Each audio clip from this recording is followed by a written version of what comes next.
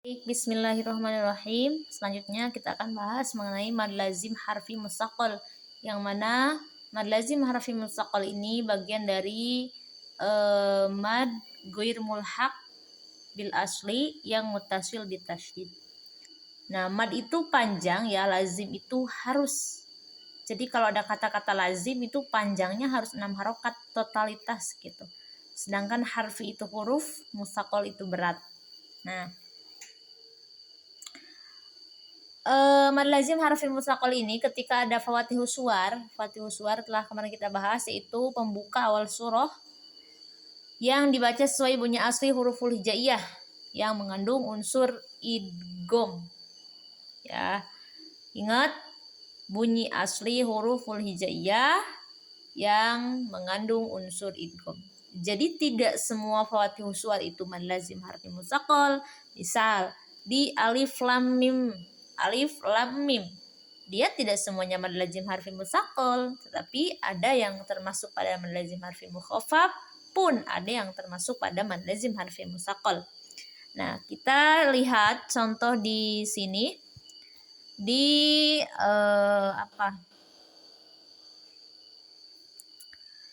contohnya di situ ada alif lam mim shad. Ya.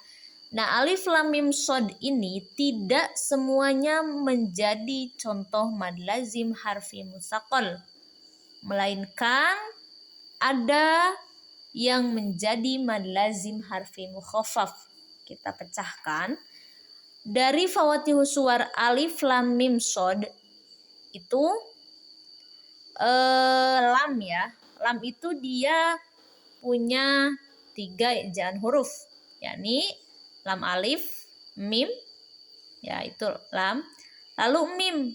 Mim juga sama, punya 3 ejaan huruf, ada mim, ya, mim. Lalu shad. Shad juga sama, punya 3 ejaan huruf, yakni shad, alif, dan dal. Nah, pertanyaannya, manakah yang termasuk mad lazim harfi mustaqal? Manakah yang mengandung unsur idgham? Kan tadi mad lazim harfi mustaqal itu ketika ada fatihus suwar yang dibaca sesuai bunyi asli huruf hijaiyah dan mengandung unsur idgham. Nah, setelah dipecahkan, ternyata yang mengandung unsur idgham itu lam. Kenapa lam? Tadi telah dikatakan lam itu punya 3 ejaan huruf hijaiyah, yakni lam alif ya, mim, terus ada ketemu mim. Maka mim ketemu mim sudah jelas bahwa ketika ada mim sukun bertemu mim itu tuh idgham mimi. Maka yang termasuk mad lazim harfi mustaqal itu yang lamnya. Karena huruf lam di fawatihus suwar tersebut mengandung unsur idgham. Lam mim. Nah, mimnya dia tidak jadi mad lazim harfi mustaqal. Kenapa tidak jadi mad lazim harfi mustaqal? Karena di sini ada mim sukun bertemunya shad. Ketika ada mim sukun bertemu shad, maka dia tidak jadi idgham melainkan idhar syafawi. Maka yang jadi contoh mad lazim harfi mustaqal hanya lam saja. Karena ini ada mim. Bentar. Nih ada mim, di tanda kuning bertemu mim. Tuh. Nah, itu mad lazim harfi mustaqal. Sedangkan mim tidak jadi mad lazim harfi mustaqal. Kenapa? Karena mim tanda biru ya, ketemu shad.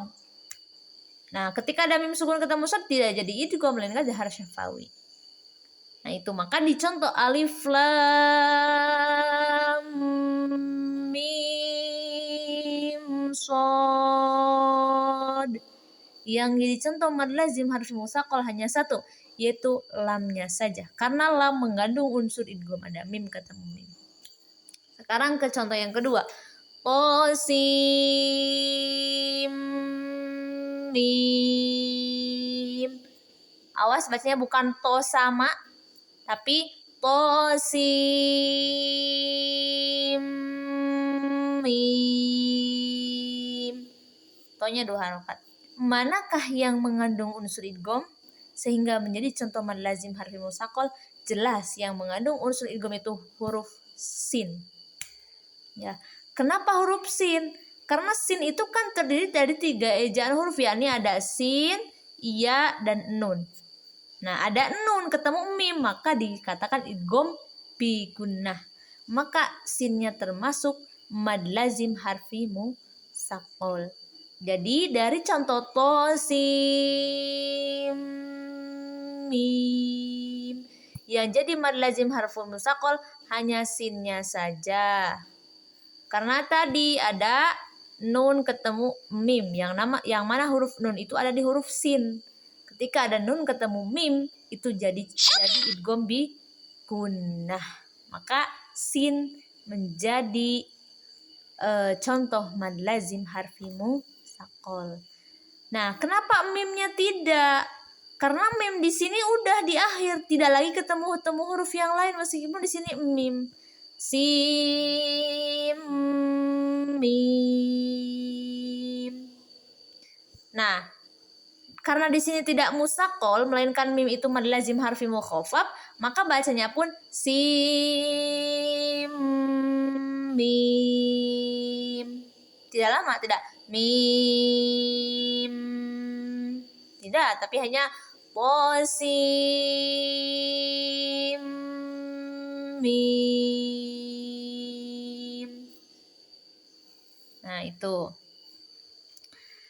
Nah, itu mengenai mad lazim harfi musaqqal. Jadi definisinya ketika ada fawaatih suwar yang dibaca sesuai bunyi asli huruf hijaiyah dan mengandung unsur idgham. Jadi teman-teman harus paham, teman-teman mahasiswa semuanya harus paham mana yang mengandung unsur idgham, mana yang tidak mengandung unsur idgham, mana yang terdiri dari 2 ejaan huruf, mana yang terdiri dari 3 ejaan huruf. Ketika kita paham mana yang terdiri dari 2 ejaan huruf, mana yang terdiri dari 3 ejaan huruf, maka nanti untuk membedakan antara mad lazim harfi musaqqal, mana mad lazim harfi mukhaffaf, itu akan lebih mudah. Oke, terima kasih. Silakan disimak video selanjutnya. Assalamualaikum warahmatullahi wabarakatuh.